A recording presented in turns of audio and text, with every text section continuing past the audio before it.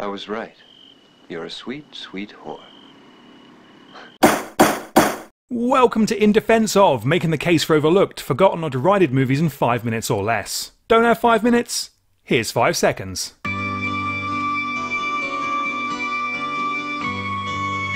Today, In Defense Of, Spasmo, a 1974 giallo that makes no sense until it does. Come on, honey, let's go on the poop deck. Christian is on the run with Barbara, a woman he met just yesterday. Targeted by an assassin for reasons unknown, there appears to be a conspiracy against him. But how much of it is real, and how much of it is the product of Christian's quickly deteriorating psyche? And could any of it be linked to the mutilated mannequins turning up in public places?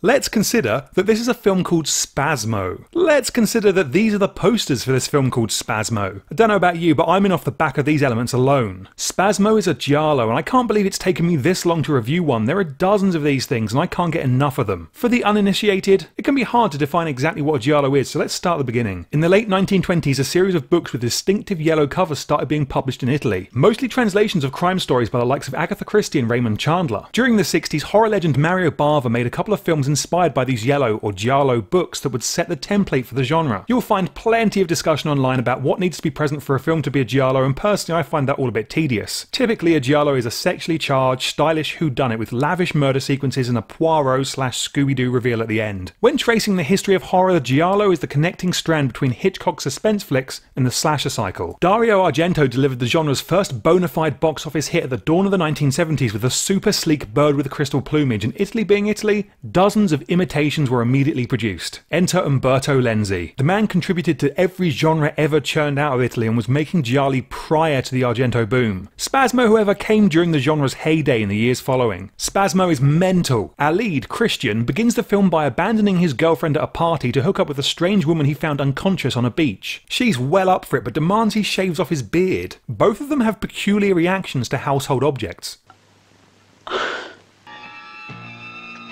The film frequently cuts away to lingerie-clad mannequins that have been stabbed and hanged. This dubbing is not even close.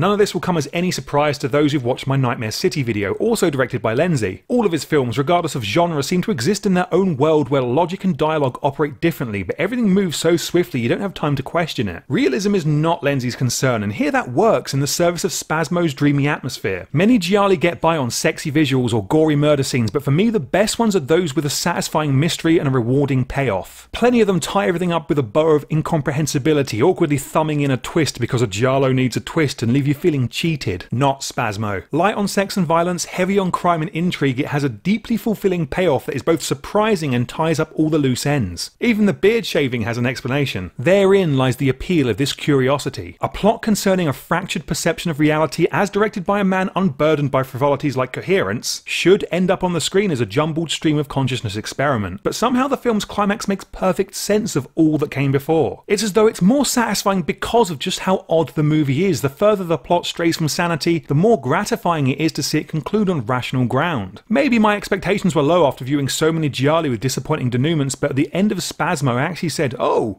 cool," out loud and with a smile on my face. I have a razor in my room.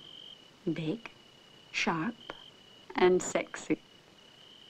Who is Christian? For the first chunk of the movie, he's just a man with no discernible motives or characteristics. His background is ultimately revealed, but it comes far too late. It doesn't spoil the mystery to say that he's the son of a deceased wealthy industrialist, and his brother is far more involved in the family business than he is. If we were told that early on, say any time during the first half an hour, then Christian might be a little bit more relatable as a lead. Instead, it's the bizarre mystery itself that is engaging, rather than our desire to see Christian prevail. Spasmo also indulges in one of my pet hates. Showing home movie footage which hasn't been filmed with a trusty handheld Super 8, but rather a professional multicam setup with crystal clear focus. That's how you destroy your audience's immersion, and from a production point of view, you've created more work for yourself by blocking and shooting scenes that only needed a very simple setup. Unless it was originally meant to be a flashback, I don't understand it. Is that George Michael? Dressed to Kill is more or less an American giallo and a darn fun one at that. If you're looking for an entry point into the genre, this is about as accessible as it gets. There's also The Game, which isn't a giallo, and I don't rate it as a decent film, but it bears mentioning due to the same one man against a conspiracy, feuding brothers plot as Spasmo. Finally, the mannequin element of Spasmo is strongly reminiscent of Blood and Black Lace, one of those initial Bava gialli, and for me, one of the best. It may sound ridiculous, but I'd be quite happy to die here. A perplexing, surreal trip delivered in a structured, orderly form. Think Alan J. Pakula directing a Jodorowsky screenplay. Whenever someone discovers Argento and asks for other giallo recommendations, I never see Spasmo mentioned. It's always the first one that I suggest. I couldn't decide if this was a good thing or a bad thing, so I've left it till now. Spasmo has a serviceable organ score from Ennio Morricone. Contrary to popular belief, Morricone didn't go into hibernation between the seminal spaghetti westerns and his 80s Hollywood revival. He followed the rest of the Italian film biz into exploitation. His work here? It's fine. It's amusing to me that Morricone wrote some of the most astounding movie music of all time and followed it up with scores for films about teenagers being raped with knives.